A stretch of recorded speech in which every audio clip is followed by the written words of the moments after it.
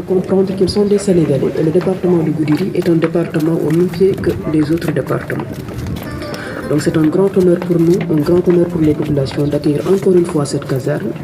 Il s'agit de notre caserne et nous ferons de notre mieux pour la préserver, mais aussi pour appuyer le lieutenant qui est à sa tête dans l'accomplissement de ses missions.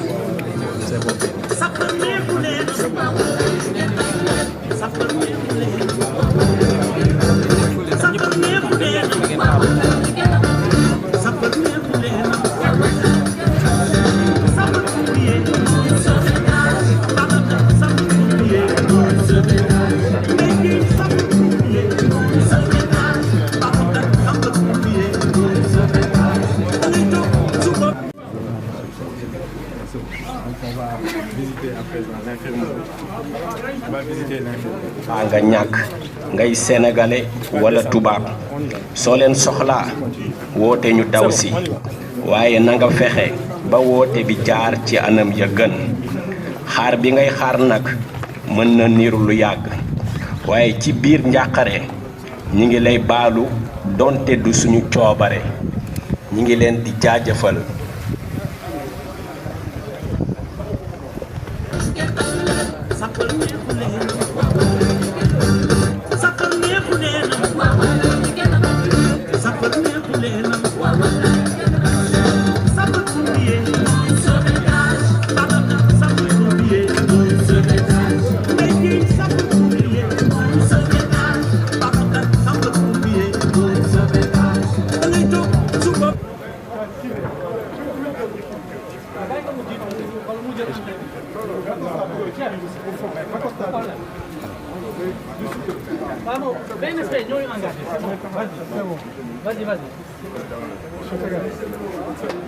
Comprendre qu'ils sont des Sénégalais et le département de Goudiri est un département au même pied que les autres départements. Donc c'est un grand honneur pour nous, un grand honneur pour les populations d'accueillir encore une fois cette caserne. Il s'agit de notre caserne et nous ferons de notre mieux pour la préserver, mais aussi pour appuyer le lieutenant qui est à sa tête dans l'accomplissement de ses missions.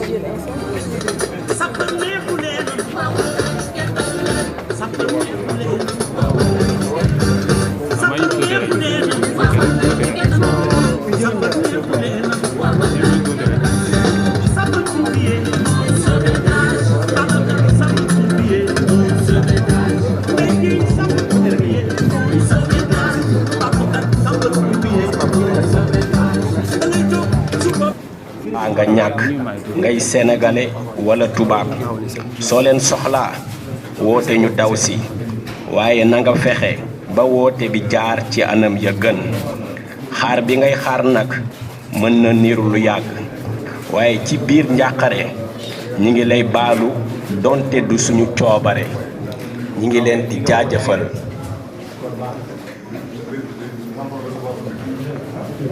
Je profite de l'occasion pour remercier en premier le gouverneur et le général qui se sont battus pour la mise en place véritablement de cette infrastructure dans le département.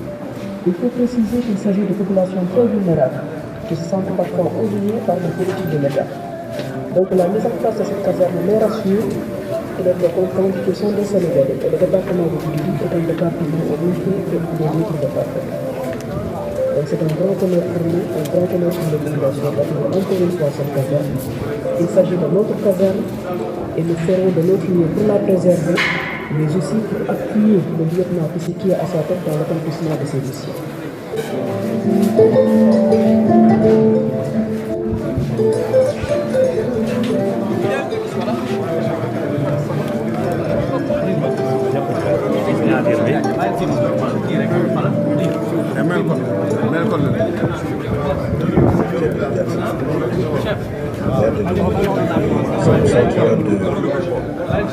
de non-doléances depuis les années 2015 ont été satisfaits. Seulement, nous avons bénéficié de certaines concours de biodiversité. Nous sommes très heureux et nous remercions la population. Qu'est-ce qui se passe, que je le remercie. Je vous remercie. le lieutenant Moussa Diémé, commandant la 64e compagnie l'inauguration de la nouvelle caserne de Goudiri, la 64e compagnie d'incendie de secours qui sera inaugurée le 27 novembre sous la présidence du ministre de la Sécurité publique. C'est qui est à sa tête dans l'accomplissement de ses missions.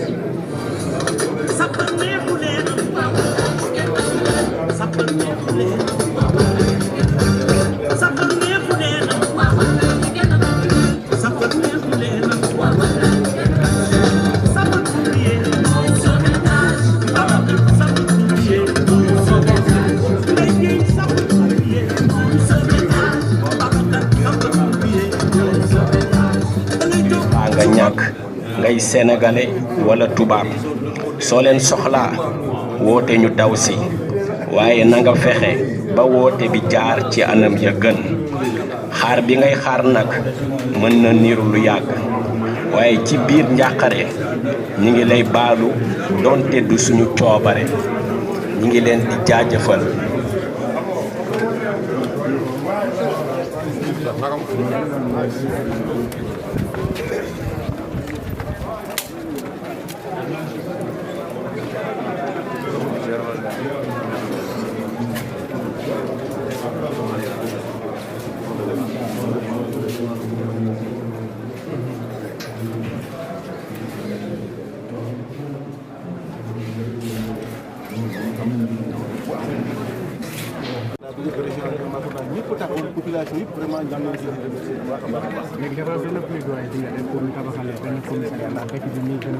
waaw xam nga dëkk bi déjà nous sommes à 65 kilomètres de la frontière dëkk bi mu ngi màgg xam ngeen ne maintenant les questions de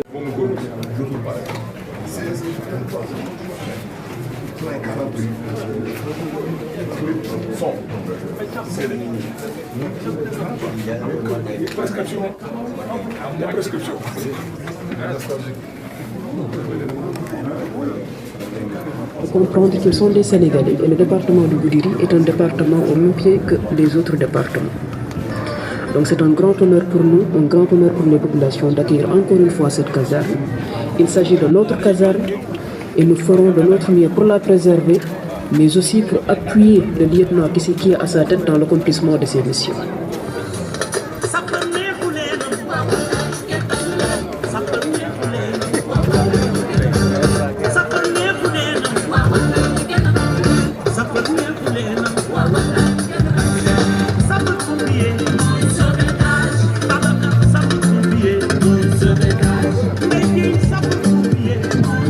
nga ñàkk ngay sénégalais wala tubaab soo leen soxlaa woote ñu daw si waaye na nga fexe ba woote bi jaar ci anam ya gën xaar bi ngay xaar nag mën na niru lu yàgg waaye ci biir njàqare ñi ngi lay baalu donte du suñu coobare ñi ngi leen di jaajëfal.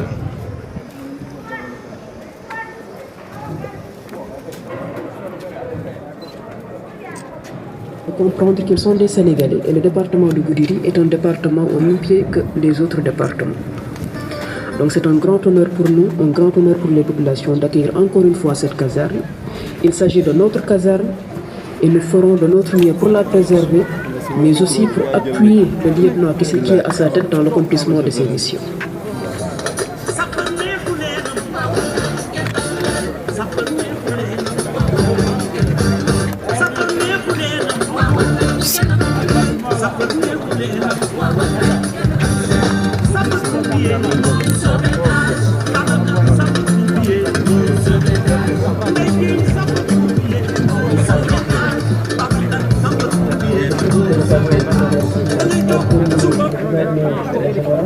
Qui se sont battus pour la mise en place de cette infrastructure dans le secteur.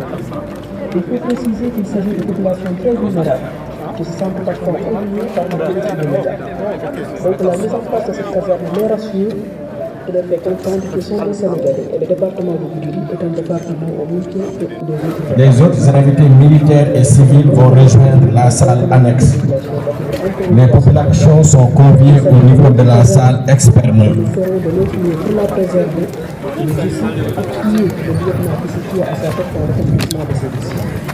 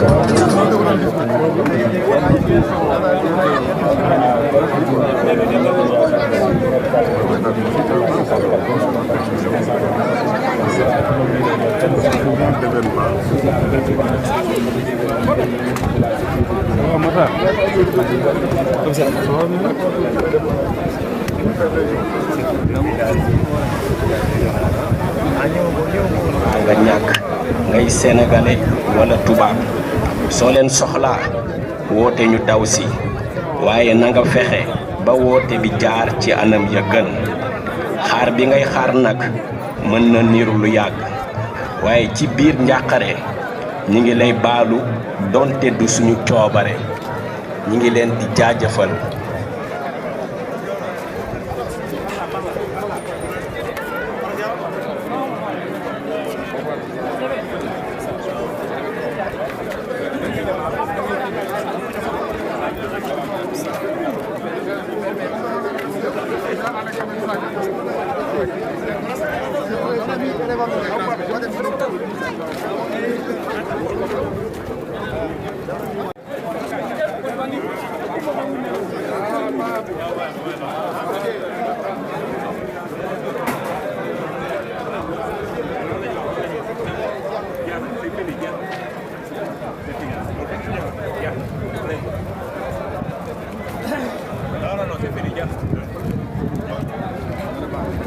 Comprendre qu'ils sont des Sénégalais et le département de Goudiri est un département au même pied que les autres départements. Donc c'est un grand honneur pour nous, un grand honneur pour les populations d'accueillir encore une fois cette caserne. Il s'agit de notre caserne et nous ferons de notre mieux pour la préserver, mais aussi pour appuyer le lieutenant qui est à sa tête dans l'accomplissement de ses missions.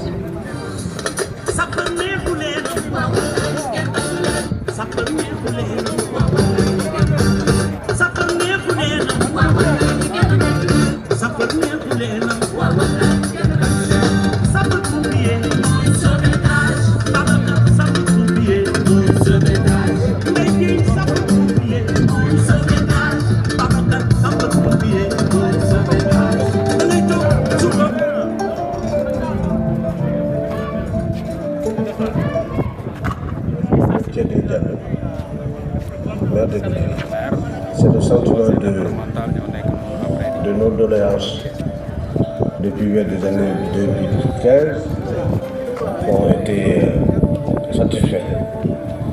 Seulement nous allons bénéficier de sapeurs-pompiers de dernière génération.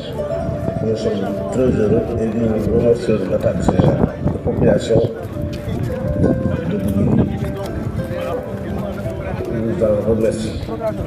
Je suis le lieutenant Moussa Diémé, commandant la 64e compagnie d'incendie de secours de Goudiri.